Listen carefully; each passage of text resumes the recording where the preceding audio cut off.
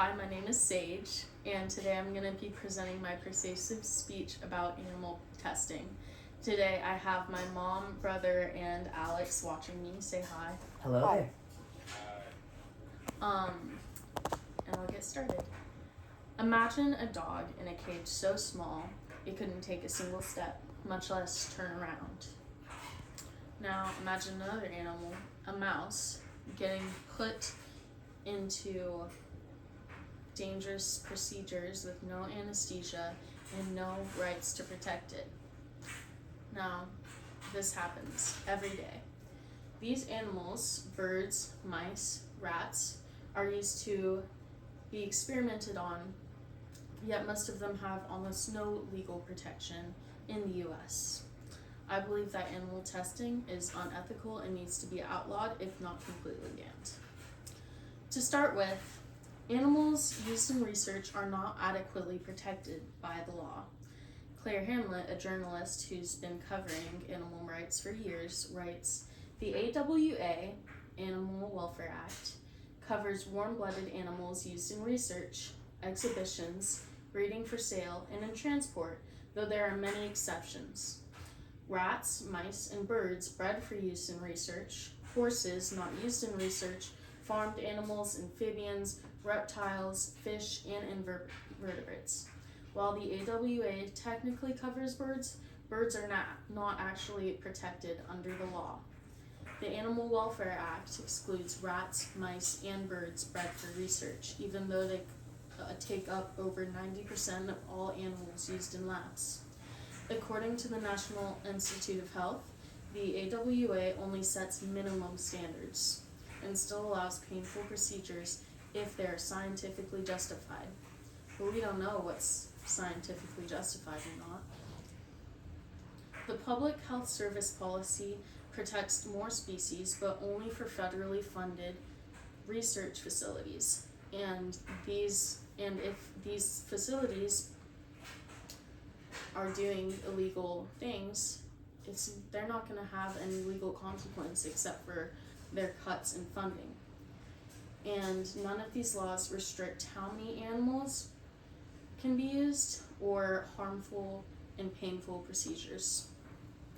For example, a drone company can legally perform repeated toxicity tests on hundreds of mice with no pain relief because the species is not covered by the AWA and the facility may not receive federal funds. So now that we've talked about how weak and limited these laws are, let's turn our attention to what's causing the problem. Animal testing continues because outdated laws and scientific culture treats animals as expendable tools rather than sentient beings. The AWA was written in 1966, over 60 years ago, and hasn't been significantly updated to reflect the modern understanding of animal cognitive abilities and just animal rights. Scientific institutions are financially invested in maintaining the status quo. There's a Harvard research article that says there are plenty of alternatives to animal testing, such as computer modeling, organ-on-chip technology, and human cell cultures that are able to replace many tests, but there's still the belief that animal testing is necessary to create a good product.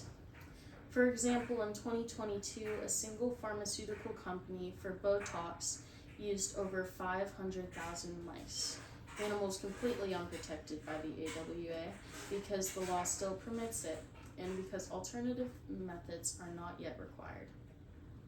So how can we address the cause and ultimately end the unethical use of animals? We must change the policies and funding structures to keep animal testing alive. So first, the AWA needs to be updated. This act needs to include rats, mice, and birds, the animals most commonly used in animal tests. This would remove almost 90% of the subjects of animal testing and protect them from painful, unregulated procedures. Next, shift federal funding towards non-animal research methods.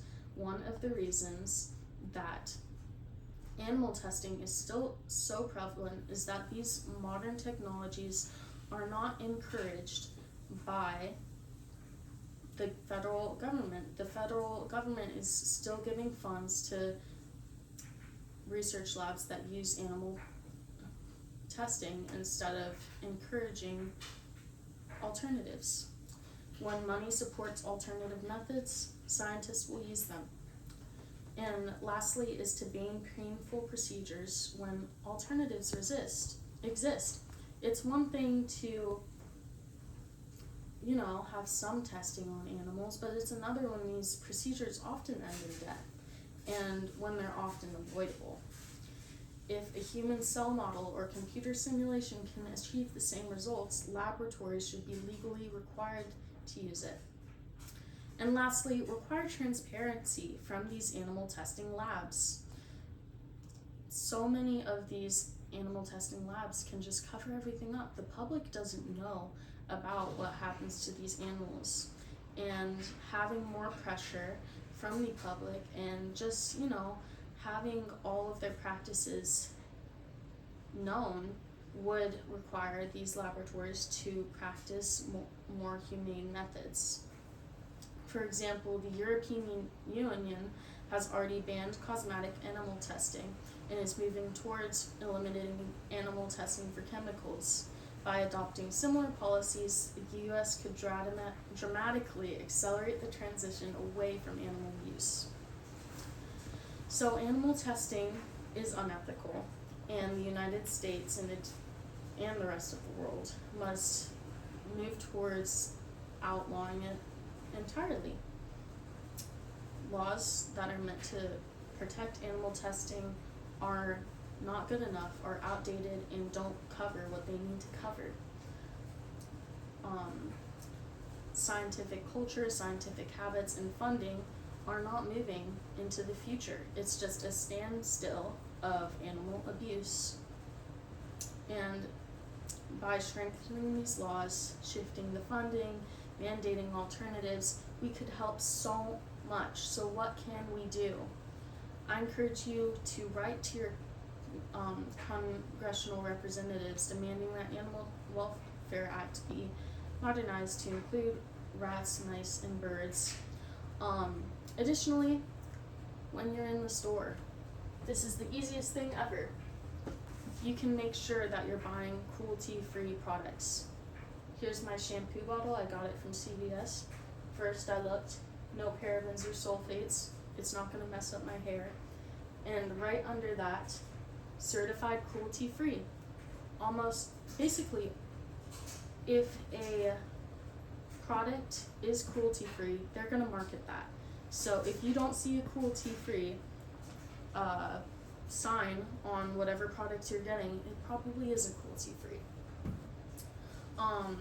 And also just help fund facilities that don't use animal testing. Small actions add up, and they send a message to public support for animal testing to disappear. So the AWA isn't the only insufficient piece of legislation. The United States has come out with weaker and weaker alternatives and guidelines for animal testing, none of which have actual legal consequences. So it's our responsibility to take matters into our own hands. Like many injustices, the government is not protecting those who need to be protected. So it falls into our own hands. Thank you.